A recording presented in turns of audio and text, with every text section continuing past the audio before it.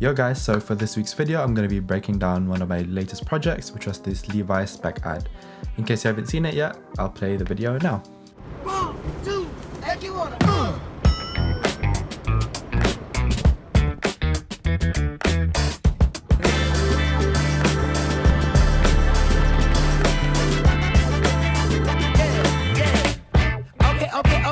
Okay, now have you ever been with a player? Take you downtown where they treat me like the main. Take you to the crib when you take it upstate. What's upstate? Shit, I'ma show you later. Don't need a spatula, everything catered. Extra flavor. Go ahead, sprinkle some truffle on your mashed potatoes. I'm trying to love you. Is you gonna love me back? You only get what you give. Ain't you heard of that?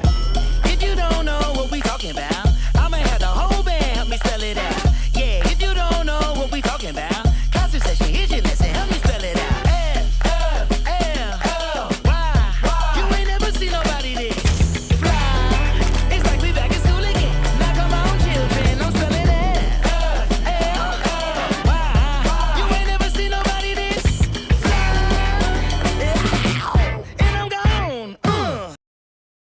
So to give you a little bit of a background, this video actually started all the way back in January when I first got the idea. I was doing some research and I came across a video by 21 Savage and J. Cole. I love this music video and I'm a big fan of the DP or director of photography for this video. His work across campaigns and music videos with artists like Goldlink and SZA are honestly so sick. The direction for this 21 Savage video was honestly what gave me the idea for this concept, and to be very specific, it was the way match cuts were used to show a contrast of each of talent's life outside of the gathering. When I saw this, I thought it'd be a great idea to replicate it, but this time with a modeling agency and also a clothing brand to replicate a kind of uniform for all of the models. This also led me to create the narrative for the video, which was to take models from one agency and showcase their life outside of modeling in the use of match cuts. With that in mind, I reached out to my friend Jason Troisi, who runs a modeling agency called 6 Degrees Agency, and see if they were willing to collaborate with me on this project. And luckily they said yes. And in the end, we managed to get 6 models to take part in the shoot, including Jay himself. Then I also presented the idea to John Jarrett, a photographer and creative director, and also the founder of Studio Arco, which is a production agency which represents various creatives such as myself. He really liked the idea, and so he kindly reached out to Levi's to see if they could sponsor the video by providing the wardrobe. In any shoot or production, it's so important to have a plan before you shoot. Especially for someone like me, I know I'm really forgetful, so at the very least I try to have a shot list before every shoot. Now this spec commercial was actually pretty difficult to plan just because of the number of models involved, but I did make a pre-production plan for this video just to share with everyone, which covered the overview of the film, rough script, transitions, mood board, locations, and things like that. It was important for me to share this document with everyone just so they get what I'm going for with the video. Now going back to the main inspo for this commercial, planning the match cuts was also a priority, so I had to create a separate document just for transitions. So let's quickly talk about gear as well. So I originally planned to shoot this video with the Sony FX30, but because I recently got the Sony FX30, I thought it was a great opportunity to test a new camera. With the lens selection, I didn't really have much of a budget, so I just went with the lenses I already had, which were the Sony 20mm with f1.8 and a Tamron 28-75 f2.8. Then for accessories, I used the K&F Black Diffusion filter, which is, I think I have the 1/8 version. Then I also used the Portkeys 5-inch monitor to have a bigger screen to see everything. Let's quickly talk about the FS7 versus the FX30 as well. Now the FX30 is obviously a much newer camera, so it'll have better color science, but I really love the character of the FS7. And for this project, I also plan to film everything in 25 frames per second or in real time. So both cameras would have worked well either way. Both cameras also have a Super 35 sensor, but what really won me over with the FX30 was the form factor. As I mentioned, I love the look coming out of the FS7, but it is mad heavy. Once it's rigged out and the batteries are on, it really becomes quite heavy. It is great for handheld, but it's not great when you have to be low key, whereas the FX30 is perfect for this because it's tiny. And because it's so small, it's also much lighter and much easier to carry with me on shoot days. The only downside to the FX30 was there was no internal ND, but that could easily be fixed by using this KNF variable ND. So for shoot days, this project actually took 5 days of filming, 4 days with each model to film their individual scenes, and then 1 day with all of the models to film in one location. So for the first day, I actually had to film 3 models, Ariane, Annika, and Emilia. Because Ariane and Annika are sisters, I used that as a theme for their segment. I planned to shoot in an arcade just to show some more candid interactions, and overall just a nice day out. For their match cut, I planned to have them play on this Pac-Man machine, which I've actually used in a different video. Then at the end of the segment, I had Emilia cross paths with the sisters, and then we switched the focus from them into Emilia. We then show a little bit of Emilia using their camcorder, which I actually planned to use as a transition, but that second part had to be filmed on a different day. So for day 2 of the shoots, I had to film Sapanza, and I had to travel quite far for this shoot.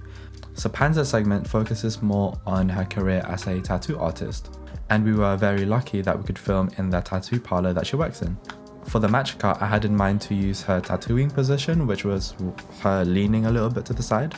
The rest of the shots for this segment was quite straightforward because all I had to focus on was her tattooing, some outfit shots, but I did struggle to find a way to transition from Sapanza back to the group. In the end, I found a small frame on the wall and I used that to transition back to the group. So for day 3 of this project, I had to film Mime, Jay, and Emilia again for the second part of their segment. And then on day 4, I had to film Saina. Saina's segment focuses more on her career as a musician, so we filmed in a recording studio in West London. I tried to capture as many elements as I could, so Saina playing the piano, singing, I think there was some producing there as well. And then for the match cut, I just went with Saina looking straight at the camera and then getting up to then sing to a microphone. Then to introduce Jay as a photographer in this video, I had Jay and Saina do a photo shoot just outside of the recording studio. Then from here, I can use this as a way to transition the focus from Saina to Jay. With Jay as a photographer, I'd already planned to use the barrel of his lens to transition into a different day and with a different shoot, but this time with Mime. Then with Mime segment, we focused more on their career as a digital artist. For this, it was actually quite fun because we used the Lo-Fi Girl as a reference for Mime segment. This was more to show that Mime was just in their own world and also just focusing on their art. I did plan to use Mime's iPad as a transition. We even put a green screen on it, but it just didn't work out the way I wanted it to. So I just went ahead and used a burn transition instead. Then back to Emilia and filming their second half of their segment. I used the camcorder to create a less obvious match cut to transition in between their lifestyle / vlogging outfit into their fitness gear. From here, we just tried to get as many fitness shots as we could just for flexibility in post. And now we're on to the final day, which was the group day. This was going to be the main skeleton of the video, where everyone's going to be wearing their Levi's uniform, all in blue and mostly in denim. It was a really compressed day where we only had 5 hours to prep and shoot everything. And we still had quite a few key moments to film and also B-roll to fill up the rest of the video. The location for the shoot was just around Swiss Cottage, and I'm quite familiar with this location because I've used this for various different shoots in the past, like music videos and I think another video portrait. It was perfect because I could use different parts of the location just to show some variety. Now we get to post-production. Yo, editor Maynard here. Well, I realized that when I was filming the whole post-production side of things, I actually forgot to plug in the microphone, so the whole audio is pretty bad. So here's me redoing it again. So it actually took a while to decide the music for this video. I had already gone through 2 drafts, color graded, edited, and then the feedback was okay. The original song I picked didn't really match the vibe that well. It was a little bit outdated as well. And so in the end, I went with Fly As Me by Silk Sonic. From there, putting the clips together was actually pretty easy because I've already planned most of it in pre-production anyway.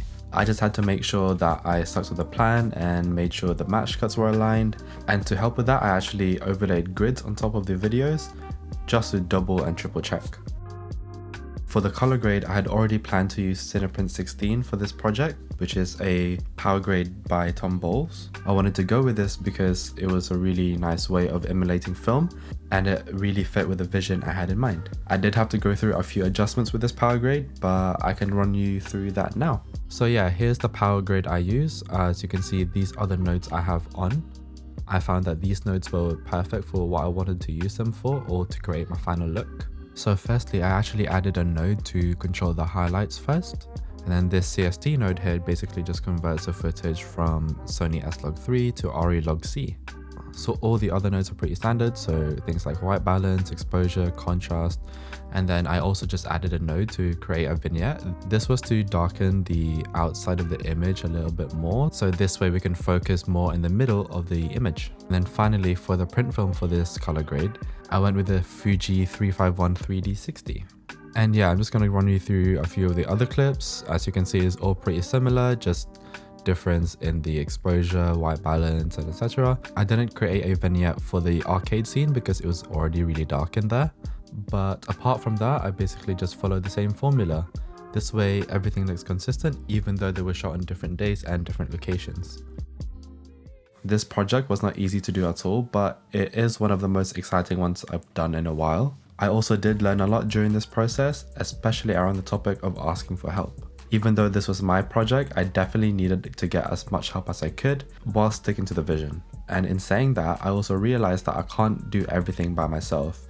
I was already directing, editing, planning, shooting, color grading this project, and I definitely needed help from everyone else. And finally, I definitely recommend doing your own passion project or spec ad every now and again because you do end up learning a lot more versus what you would learn in a client shoot.